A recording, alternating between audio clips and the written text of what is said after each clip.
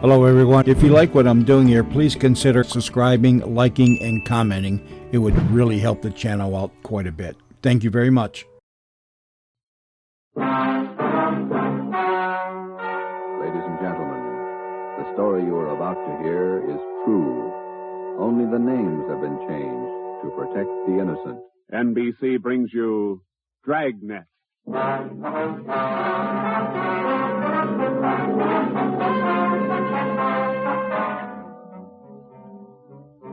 You're a detective sergeant.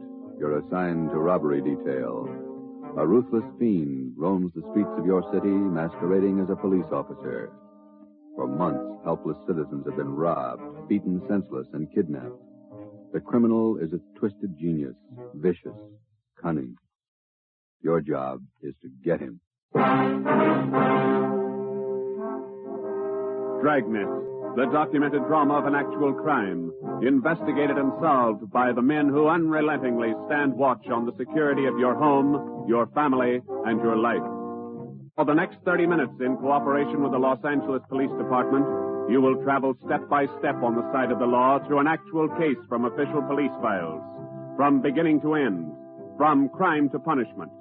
Dragnet is the story of your police force in action. It was Wednesday, June 4th. It was warm in Los Angeles. We were working the night watch out of robbery detail. My partner's Ben Romero. The boss is Ed Backstrand, chief of detectives. My name's Friday. I was on my way back from communications, and it was 11:13 p.m. when I got to room 27A. Robbery detail. Oh, hi, Joe. Hi, Ben. You get that message to call home? Yeah, bad news. What's the matter? That doggone kid of mine, chicken pox. Oh, again? Last year it was the mumps. Year before that, the measles. Every time I get set for a vacation, he decides to catch something. Well, forget it, Ben. Think what a comfort he's going to be in your old age. Go ahead, laugh. You'll find out. Yeah. How are you, Friday? Romero? Fine. What can we do for you? You don't look like you remember me. Oh, no, wait a minute. Name's Savage, isn't it? George? Johnny, Sergeant. Johnny Savage. Remember now? Oh, sure. Those liquor store robberies out in the Wilshire district. About 6-7 years ago, wasn't it? 10 years, Romero. You ought to remember that. You were at the trial. We testify in court every week. 10 years is a long time. It's longer in the state pen. It's a lot longer. Yeah, you cried a little at that trial, didn't you, Savage? You said we beat that confession out of you. Yeah, that's why I figured I'd drop in for a little visit. Kind of apologize to you fellas. You gave me a square deal. I guess I kind of lost my head. I figured I'd apologize. Oh, that's all right, Savage. When'd you get out? A couple of weeks ago. I did it the hard way. Served 10 flat. I don't know my day. You find a job yet? Yeah, Friday. I'm working nights. What kind of a job? Laborer in a warehouse, south end of town. Good. You decided to level? 10 years in prison's a long time. You learn a lot of things. Nights are long. You think a lot. You get things straightened out. I hope you mean that. Sure I mean it, Friday. I've got everything straightened out. I know who my friends are, and I know who to watch out for. You sound like maybe you're on the right track. I got it figured, Romero. Not like you two fellas. You caught me red-handed, and you sent me up for 10 years. Well, you did all right, Savage. 5 armed robberies. You got off pretty easy. You got a break, Savage. Make the best of it. Sure, I'm not kicking. 10 years, a real break. That's right. Well, just dropped in for a little visit. Maybe I'll see you fellas sometime. All right, Savage? Keep your nose clean? Sure. No hard feelings. No. You just took 10 years of my life, that's all. There's no such thing as a man going through prison without changing. And Ben and I have seen him switch in both directions. Some men learn their lesson after they land behind bars, and when they're released, they turn into good citizens. Johnny Savage was sour. We made a mental note to check him out later on, and then we went down to the record bureau and pulled his coming out mug. That's about all we had time for, because about an hour later, we started to get busy. Hot shot, Joe. Grab it. On the corner of Selma and Naples, the drugstore, 211 and probable attack. On the corner of Selma and Naples, 211 and... What you got, Joe? Selma and Naples, 211 and attack. Come on.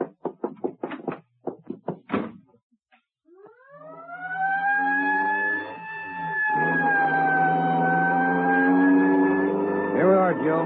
Over there on the far corner. Yeah. All right, come on. We got the story from the victim, the store owner, Mr. Thomas. For the most part, it was the usual rundown of an early morning holdup. There was only one exception. Oh, I've had young hoodlums try to hold me up before, but there was nothing like this one. How you mean, Mr. Thomas? Well, he came in here just before closing, and ordinarily I'd have kept an eye out because that's the time to look for him. But this fella came to the door and said he was a policeman, so I let him in. He looked like a cop. Boyed right up to me and the wife behind the counter and pointed a gun.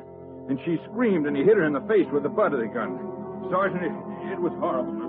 That's the way it started, and that's the way it kept going. Because most of the victims and most people don't realize that as a citizen, they have the right to check on police officers' identification when in doubt.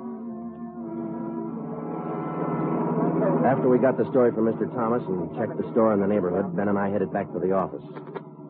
Attention, all units. At the end of North Baxter Road near Hillcrest, victim of 211 and slugging. Car 7172, take the call. Code 3.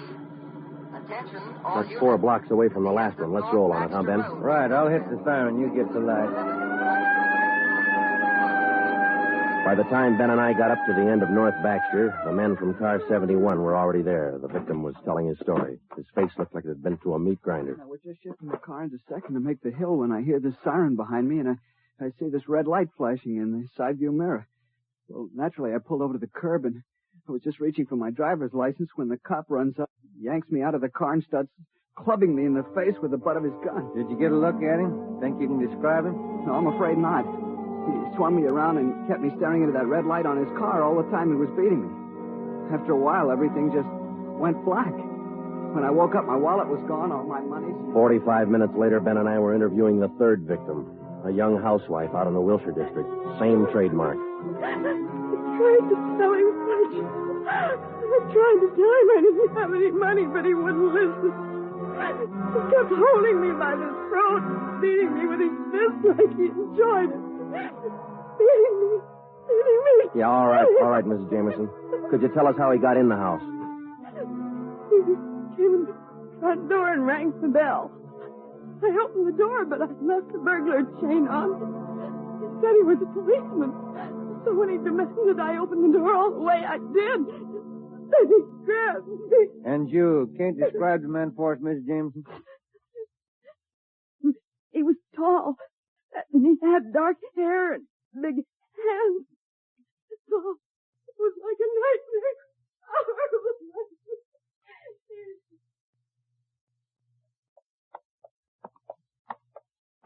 Tall, dark hair, big hands. Your guess the same as mine, Joe? Maybe. Let's wait and see. Come on, let's check with the boss. Hi, Mike. Hi. He's waiting for you. In there. Come on, Ben. Leave the detective's office. Hannon. Sit down. Yeah, Skipper. All right, you two, let's have it. The guy with the red light? Yes, the guy with the red light posing as a policeman. Why hasn't he been picked up? You know as much about it as we do, Ed. We got our first call around midnight. He knocked over a drugstore out on Selma. He hasn't stopped working since. Didn't you get any definite lead on him? No description, no license number? Nothing. He's tall, big hands, dark hair, that's all. Fine. Either of you got any ideas? Could be anybody, Skipper, with that description. You're sure it wasn't anybody on the force? We sent all the victims down to personnel. Lowry showed him the mug book of all police officers. Wasn't one of our men. Works fast. Drugstore, a motorist, a pedestrian, a housewife out in the Wilshire district. Went right in the house after her. 4 of them, right in a row. 5. Huh? There's a 20-year-old kid in the next room. Came in just before you got here. A couple of hours ago, he was sitting in a car with this girl up in Mulholland Drive. This red light bandit comes along, slugs him, and kidnaps the girl. Kidnapped? She still missed? Not a trace. When did this happen? A couple of hours ago, they brought the kid over from Georgia Street Hospital. We can talk to him now. He's had a bad time. Right in here. Okay. Pete, we're going to have to ask you a few more questions. Oh, yeah. Okay. It feels a little better now. This is Sergeant Friday and Sergeant Romero. Hi, Pete. Hi. Can you tell us what time the trouble started? Oh, about 10:15, 10:30. Sally and I were sitting in the car talking about where we were going on our honeymoon. We're going to be married next month. And then this car pulls up behind us and starts flashing a red spotlight on us, and a guy runs over and pulls open the door. He said he was a cop. Did you get a good look at his car, Pete? I think it was a black sedan. Did you get a look at the man, Pete? No, I didn't. It was pretty dark, and he kept me staring into that red spotlight. It all happened so fast. Then he started slugging me, and I went down. What happened then? Well, the next thing I knew, Sally was screaming. He had one hand on her throat, and he had her backed up against the side of the car. He was beating her with the other hand. Some kind of a short billy club. Well, I got up and I started for him, and he slugged me again.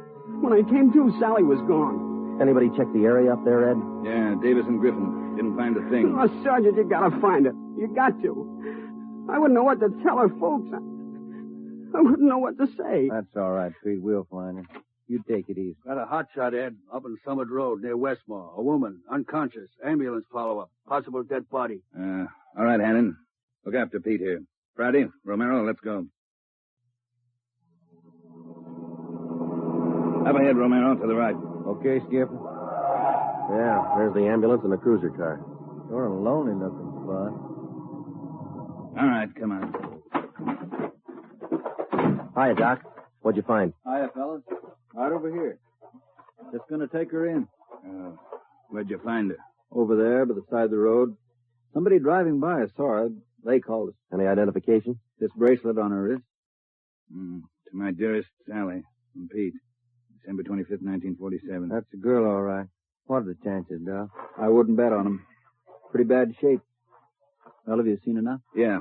Friday, Romero, call the crime lab and check the area for footprints and tire tracks. I'll ride back in the ambulance with the girl. If she regains consciousness, I want to talk to her. All right? Okay, Ed. I'll meet you in the office by 8:30. We're working straight through till we get this guy. See you at the office, Skipper.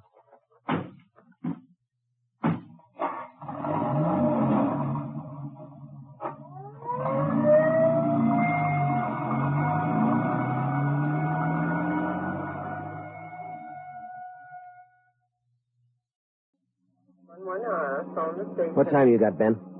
7 minutes to 4. A long night. Hey, that car up there ahead. Let's take a look at it, huh? Black sedan. Hey, look, he's flashing a red spot on that convertible. Come on.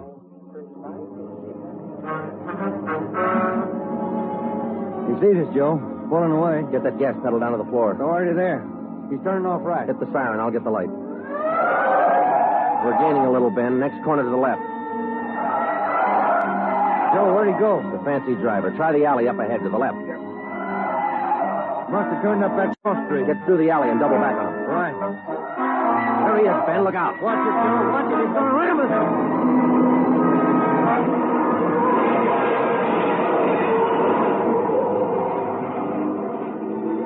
We got hit just in front of the rear bumper. Our car was forced into the curbing and it turned over. He was real lucky. He kept right on going. But this time, Ben and I were sharing the luck. All we got out of it was a couple of nasty cracks in the head and a few bruises, but it was enough to keep us in a hospital under observation for a day. By this time, Ed Backstrand was fuming. So were the newspapers. During the day we spent in the hospital, the red light bandit went on a real blitz. He pulled 6 more jobs, 1 liquor store, 2 residential holdups, and 3 car robberies. 5 of the 6 victims were slugged and beaten. Davis and Griffin had taken over for Ben and me, and by the time we got back on the job, they'd built up a lead for us. We've been working with Wilkerson up in auto theft, Joe. He's used 4 stolen cars already. We got the makes and numbers on each one of them. How about the dark sedan he was driving when he rammed us? The boys picked it up this morning out on Sepulveda. We're checking it for prints now. Oh, that's fine, Dave. You got any description on the guy yet? No luck there, Joe. He works too fast. Nothing at all? The same as you had. Tall, black hair, big hands. Loves to use them. Friday, Romero, got a minute? Okay, Skipper. Check you later, Hyundai. Sure thing, boys. Sit down. How do you feel? Pretty fair, Ed. Little stiff here and there. All right, did Davis fill you in? Up to date. Okay, I just called the doctor who's handling Sally Wilder, Pete's girlfriend. Do you remember? Oh, yeah. She's been in pretty bad shape since we found her up there on Summit Road. This morning she took a turn for the better. She's conscious, and her doctor thinks she might be able to talk to us a little bit. Good. When? About an hour. I cleared it with the doctor and with her family. You'll only be able to stay a couple of minutes to make the most of them. That's all. All right, Ed. We'll check with you later.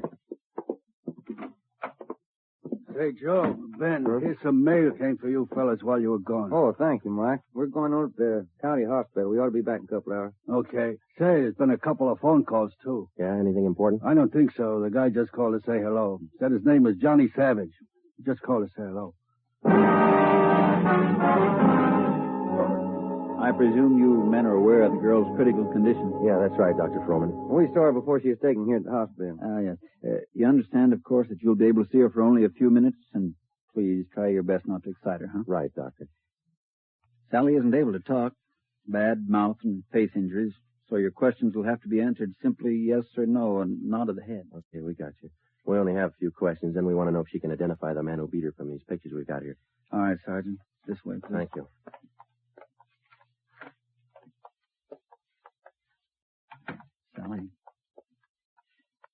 Sally, these gentlemen are from the police department. They'd like to ask you a few questions. Now, there's no need to be nervous or afraid. Just simply nod your head yes or no. Now, that's fine. All right, Sergeant. Sally, did you see the man who attacked you? Yes. She says yes. Did you get a good look at his face? You did. All right, Sally, now you can answer these three together, just yes or no.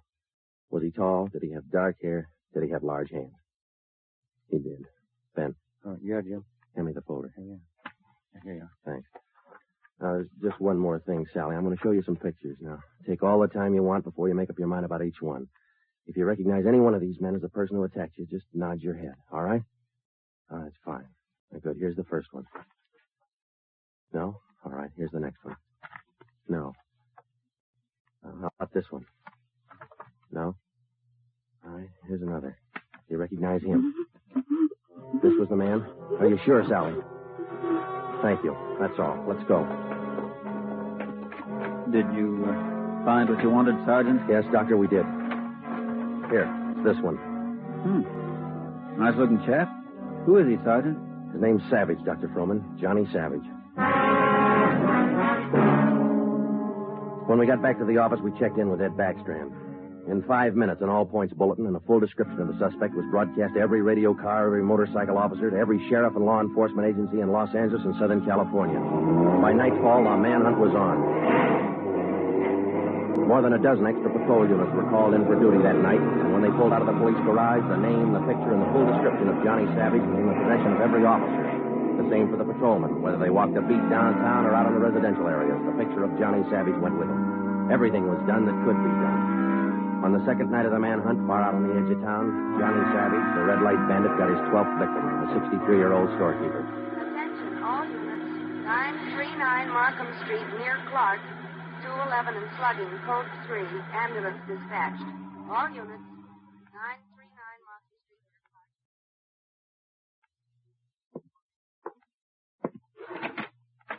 Here it is, Skipper. Time. What'd you get?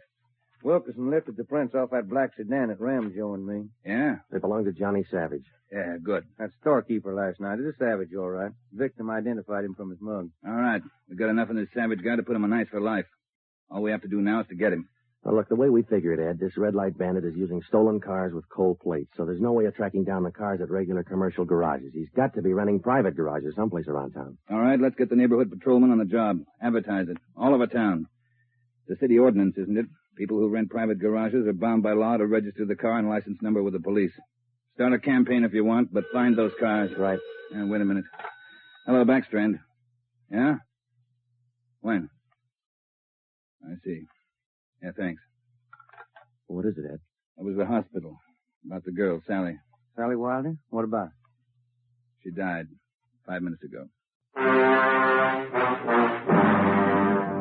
That night, everybody went back on the job as usual. The cruiser cars, the patrolmen, the motorcycle officers, and about a dozen decoy cars. Armed policewomen riding alone in cars or parked in lonely spots with a police officer escort. Our car, 80K, was still in the garage for repairs, so they assigned us another one. And we started to make the rounds. Everything was usual. Except one thing. We weren't tracking down just a thief anymore, or a sadist who liked to put people's faces in. We were out to get a murderer. It was a perfect night for the suspect. Dark, no moon. I gave Ben 2-to-1 odds, and I put up $5 that we'd get Savage that night. I lost the $5. We cruised until 7 the next morning, but there wasn't even a nibble. We had breakfast at the Federal Cafe, a little restaurant down the street from the city hall, and it was about 8:15 when we got back to the office. We were pretty tired. Robber detail, Romero. I would like to speak to Sergeant Friday. Just a minute. For you, Joe. Okay, thanks. Friday talking. Sergeant Friday, I want to talk to you. Well, I'm listening. Go ahead. I mean, I want to talk to you in person as soon as possible. Can't you tell me over the phone? What is it? I cannot tell you over the phone. It is very important. Can you come now? Well, now, look, mister, I'm awful sorry, but we're very busy down 554 Ramona Avenue. Can you come now? Well, what's this all about? Who is this speaking? My name is Carl Savage.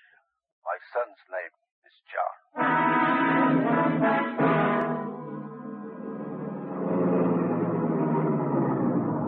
Here it is, Joe.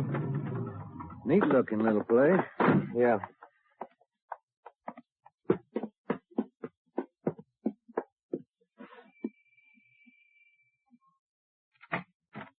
Yeah? I'm Sergeant Friday. You Mr. Savage? Yeah, come in. Okay. This is my partner, Sergeant Romero. How do you do? I will be brief, gentlemen. I am the father of John Savage. I wish for you to catch him. I will help you. I noticed the name on the mailbox outside, Mr. Savage. Changed your name lately? I changed my name 10 years ago when John first got into trouble. My own name I had to change. The shame. Always from him, my son. Shame. Mr. Savage, has your son been home since he got out of prison? Yeah, many times to ask for money. I would not give him any, so he struck me. Last night I read in the newspaper the little girl he beat up. She is dead. Then I make up my mind. Do you know where your son is now, Mr. Savage? Not now, no. But our garage has a car in there. It is not his, I know. Also in the garage, I find many license plates. I find spotlights with red glass lens. But you don't have any idea where we could find him. No, but he will come back. He always comes back for money. We're going to station an officer here in the house, Mr. Savage. Anything you want, if it will catch him. He's bad, Sergeant. Like something poison. All true, he's bad. See a sewing basket over him, Mr. Savage. The wife live here with you? 10 days ago, before this starts, I bury Gertrude, my wife, his mother. Sergeant, for 10 years she's sick, but for 10 years she stays alive to see him from prison. 10 days ago, she died. He did not even come to the funeral. Did your son have any idea that you might call us? No, I don't think so. But when you catch him, give me a gun. With my own 2 hands, I will kill him. Johnny Savage. Before we left, we called Ed Backstrand and we brought him up to date. He sent 3 detectives out to relieve us, Davis, Griffin, and Marsh. We told them to keep an eye on the house and the stolen car in the garage. That night after dinner, Ed Backstrand, Ben, and I went out and relieved them. We parked the cruiser car in the garage next door, and then we took up our post. Carl Savage had a light supper, and then he went to bed about 9. The 3 of us sat at the front windows in the darkened house, and we waited. Ben kept his eye on the garage. Outside, across the city, the manhunt continued as usual. 3 hours went by. The waiting got monotonous. Brandy, Romero, look alive, will you? Oh, yes, Skipper. I'm sorry. That clock's enough to put anybody to sleep. Yeah, what time you got? 12:23 a.m. Thanks. The clock kept ticking. We were tired. We took turns keeping each other awake. At 10 minutes past 2, I looked at my watch, and then I settled back and tried to find some kind of a comfortable position. They started so faintly, it was just like the ticking of the clock. Same rhythm. And then they came closer, and the sounds got out of rhythm. Backstrand's head came up with a snap. Brandy, Romero, you hear that? Yeah, Ed. Get up to the window once the curtains. You see anything? Yeah, somebody's coming. Savage? Can't tell. Wait a minute, he's slowing down. He's going up the driveway to the garage. He's going inside. That's him. Come on. Watch it, he spotted us. He went over that fence into the yard. There he is, Friday. You hit him, Joe. Maybe. He's going for the street. He's headed for that car, Ed, that sedan up on the corner there. Yeah, Romero, go back and get the car. Right, Skipper.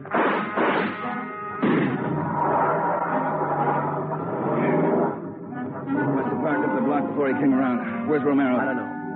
Oh, here he comes now. All right, let's go. Get that radio on, Joe. It's already on, Ed. All right, give him a call.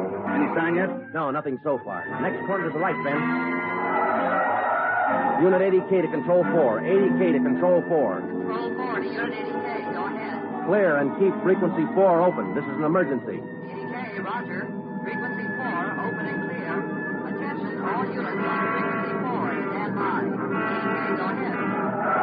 Yeah, there he is, Friday, up ahead. Dark blue sedan. Control 4. We are in pursuit of a possible red light bandit.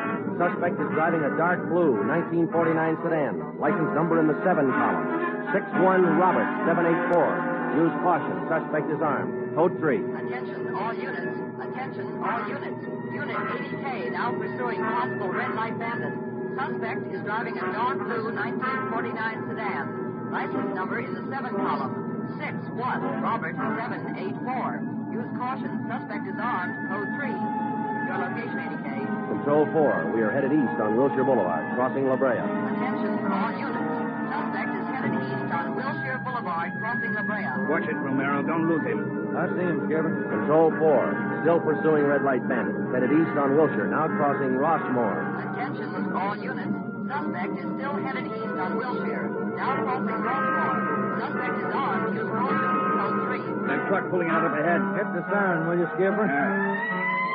Hold on, it's a tight squeeze. Easy on, Romero. A lot of traffic up ahead. He's got to slow down. Control 4. Suspect headed east on Wilshire, crossing Western Avenue, closing in. There he goes. Took a right down Sherman Alley. The dead end. Yeah. Control 4. Suspect turns south into Sherman Alley, closing in on suspect. Attention, all units. Suspect has turned south into Sherman Alley. Suspect is trapped. Converge on Sherman Alley. There he is, Skipper. Pulling up ahead. He's jumping out. All right, take the mic, will you, Ed? Here. Come on, Ben. I'll direct the other cars in. If you need help, holler. Right, Skipper. All right, which way to go, Ben? Down between those buildings. Come on. He's starting up the back fire escape. All right, keep him busy. All right, Savage, come on down. He wants to go to Roughwood. One more chance, Savage. Come on down. No use, Joe. He's heading up for the roof. Come on. He climbs like a monkey. Come on, let's get him. Come on. Here, I'll give you a hand. Here's the roof. All right, where'd he go? I don't know. Let's spread out. All right, Savage, you're through. Throw your gun out and come out with your hands up. Watch it, Joe. He's running for the edge. He's going to jump. I'll get him. All right, tough guy back here. You lousy copper, you dirty, lousy cop. I'll kill you out. You're through, Savage. You're through.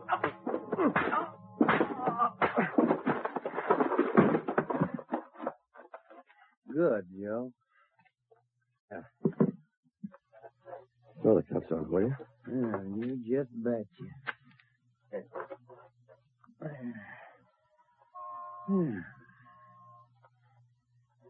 You want a smoke? Yeah, I can sure use one. Thanks.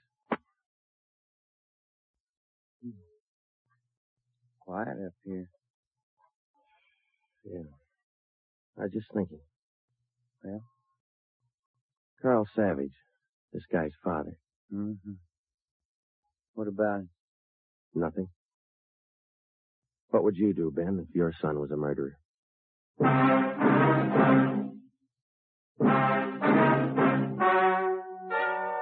The story you have just heard is true. Only the names were changed to protect the innocent. John Savage was tried and convicted of murder in the first degree. He was executed in the lethal gas chamber at the state penitentiary.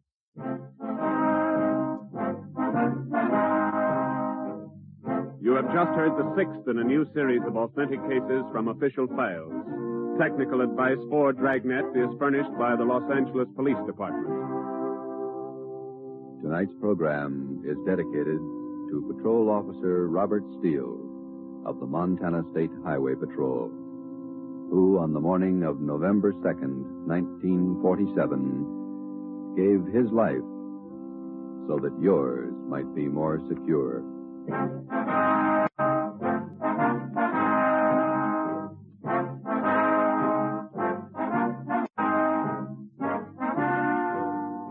Dragnet came to you from Los Angeles.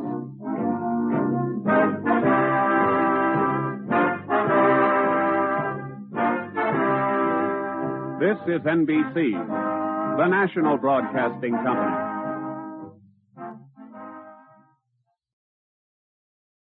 You've been listening to an old-time radio show downloaded from Rust.com. If you like traveling back in time to the golden days of radio, visit www.rusc.com, where you'll find thousands of shows, including comedy, thrillers, drama, variety, and plenty more.